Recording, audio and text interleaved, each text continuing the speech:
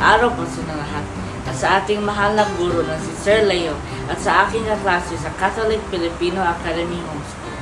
Ako po ay si Nathaniel Lawrence C. Mediano sa Grade 8 Online Class. Sa araw na ito ay titampok ko po ang magagandang tanawin dito sa lalawigan ng Bohol bilang pagpaparangal sa ating linggo ng wika sa buwan ng Agosto para sa ating mahal na bansang Pilipinas. Sa maikling buod, ang Bohol ay isa sa pinakadinaong na lugar sa Pilipinas. Dahil sa tanyag ng Chocolate Hills, Philippine Tertiary Sanctuary, Lobak River Cruise, Baclayon Church, Man-Made Forest, Butterfly Sanctuary, mga magandang beaches at iba pang tanawin sa lalawigan. Ang pagpapahayag ko po na ito sa LEAP class ay unang yugto pa lamang or part 1. Kumbaga, ito ay pasulya pa lamang sa inyong makikita sa kaya-aya at napakagandang tanawin dito sa Bohol. Ito po ang sagot sa karaniwang tanong, pare o mare, ano bang latest? O mga kumare at kumpadre, ano bang latest sa Bohol?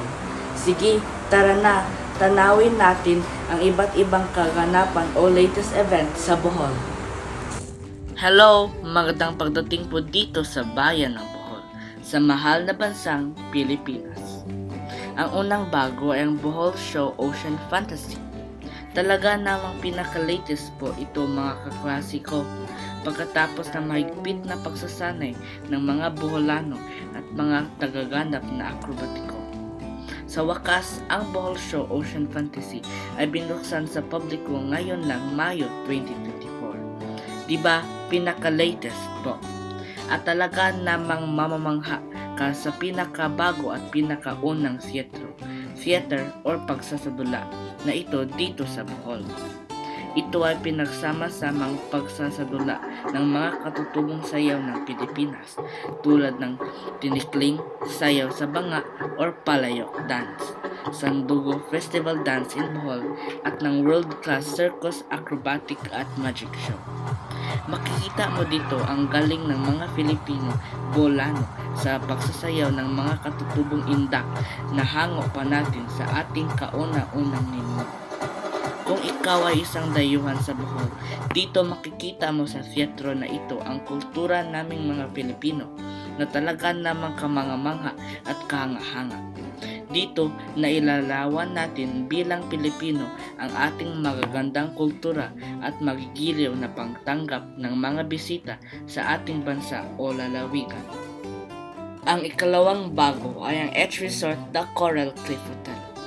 Dahil ang Bohol ay naging tanyag na bilang destinasyon ng mga turista dito sa bansa, marami ng mga magagandang resorts at hotels na binubuksan mula sa taong 2017 hanggang sa kasalukuyan. At sa taong 2023, isa na dito ang H Resort Hotel The Coral Cliff. Ito ay matatagpuan sa kabilang dako o bandang norte ng Bohol. Ang resort hotel na ito ay pinakabago, napakalinis, napakaganda at matatagpuan sa pinakamahusay na lokasyon sa isla ng Pangangan Island, Calape, Bohol. Mayroon silang 58 rooms and villas na napakaganda at napakamaaliwalas or very spacious. May infinity pool na nakaiba dito sa Bohol kasi ang isang parte nito ay salamin at nakikita ka habang lumalangoy sa pool. At sa view ng pool ay matatanaw mo din ang dagat. Pwede din bumaba ka sa dagat at maglakad or maligo kasi may hagdanan na kunting steps lang.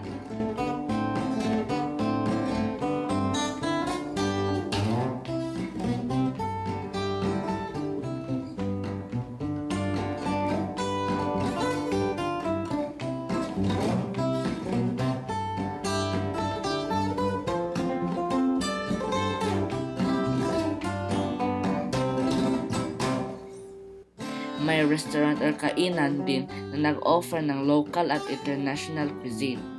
May signature pizza ang hotel, pasta at barrio festa na pagkain. Galing sa bahay namin, ito ay mga 30 minutes drive lang.